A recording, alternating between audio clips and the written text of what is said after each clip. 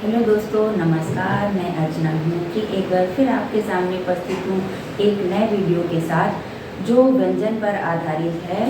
बहुत से विद्यार्थियों को व्यंजन में बहुत सारी प्रॉब्लम्स होती हैं, बहुत सारे क्वेश्चन हैं जो कि प्रतियोगी परीक्षाओं में आते हैं, बहुत सारे सवाल उठते हैं और सही आंसर उनको पता नहीं होता है।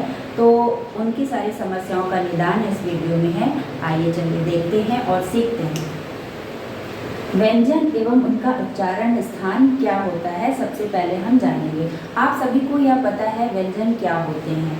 व्यंजन वे वर्ण होते हैं जो कि स्वरों की सहायता से बोले जाते हैं। बिना स्वरों की सहायता से इनका उच्चारण करना संभव ही नहीं है।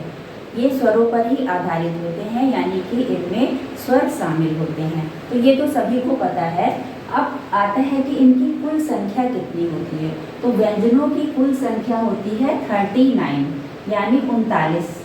ठीक है। अब ये 39 जो हमारे व्यंजन है वो कैसे होते हैं, कौन से व्यंजन किस किस श्रेणी में आते हैं, ये मैं आपको बता रही हूँ। 25 जो हमारे व्यंजन होते हैं वो स्पर्शी व्यंजन कहलाते हैं। ठीक है। क से लेकर हा तक जो मतलब व्यंजन है वो 25 व्यंजन कहलाते हैं, 25। ठीक है। अब हम इनको स्पर्शी व्यंजन क्यों कहते हैं ये आपको जानना है। तो जो इनके उच्चारण स्थान से ही हम इसको समझेंगे कि हम इन्हें स्पर्शी व्यंजन क्यों कहते हैं। कंठ, तालु, मूर्धा, दंत और ओष्ठ, ये हमारे 5 उच्चारण स्थान हैं जिनके आधार पर हम इनका अलग अलग वर्गीकरण करते हैं। ठीक है। तो इन कंठ के और तालु माने जीभ से और मूर्धा बीच में स्थान होता है वहां से, और दांत और होंठ यानी होठों, इन सबके स्पर्श करते हुए यदि जिह्वा कोई वर्ण का उच्चारण करती है तो वो स्पर्शी व्यंजन कहलाते हैं। ठीक है। उसके बाद आता है अंतस्थ व्यंजन।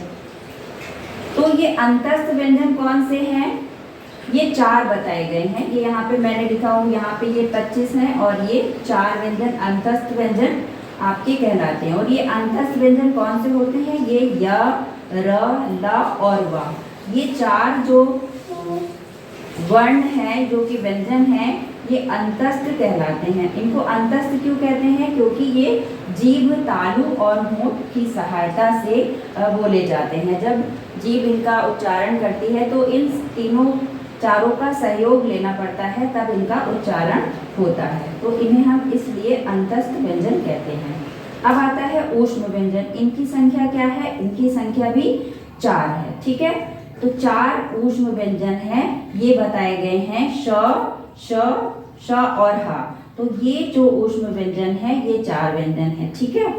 ऊष्म का मतलब क्या है, ये एक प्रकार की रगड़ या घर्षण से उत्पन्न होते हैं, यानी कि एक दबाव सा उत्पन्न होता है तो एक गर्मी का आभास हो जाता है, इसलिए इन्हें हम ऊष्म व्यंजन की श्रेणी में रखते हैं। तो ये आपको पता हो गया कि 25 व्यंजन हमारे स्पर्शी व्यंजन हैं और 4 अंतस्थ हैं। इनमें 4 जो हैं वो ऊष्म व्यंजन बताए गए हैं और 4 हमारे संयुक्त व्यंजन होते हैं।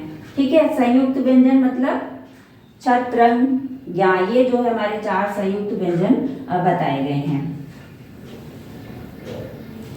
ये छा है,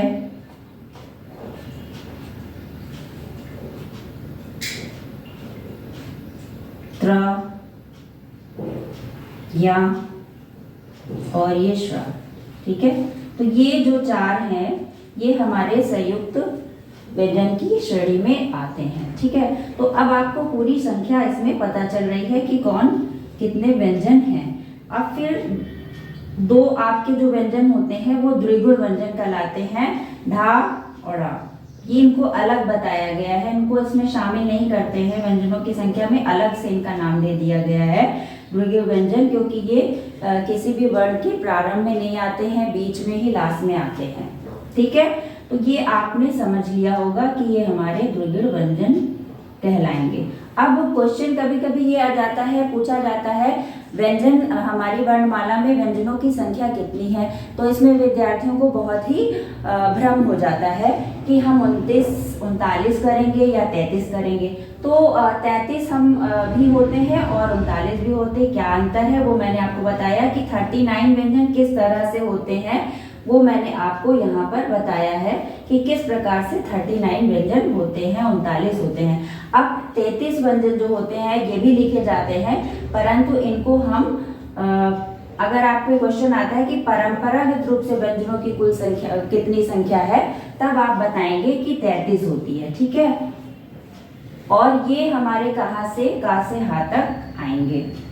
अब हम इन्हें परंपरागत क्यों कहेंगे, परंपरागत से क्या अभिप्राय है ये भी जानना आवश्यक है। तो वे वर्ण जो वैदिक संस्कृति में, मतलब जो वैदिक संस्कृति में थे और संस्कृत भाषा में भी हैं, वो और पाली भाषा में थे, अभी तक चले आ रहे हैं, उसमें पूर्व से लेकर अभी तक हमारे चले आ रहे हैं, इनमें कोई भी परिवर्तन नहीं हुआ है, तो वे परंपरागत व्यंजनों की श्रेणी में आते हैं। और इसमें जो नए व्यंजन जुड़ते गए हैं उनको हम अलग छोड़ देंगे। तो इस प्रकार जो ये वर्णों की व्यंजनों की संख्या हो जाएगी वो कितनी हो जाएगी, 33। तो परंपरागत व्यंजनों की संख्या है 33, और जो कुल व्यंजनों की संख्या पूछी जाएगी कि वर्णमाला में कुल व्यंजनों की संख्या कितनी है, तब आप बताएंगे 39। तो ये अंतर आपको समझना बहुत ही आवश्यक है।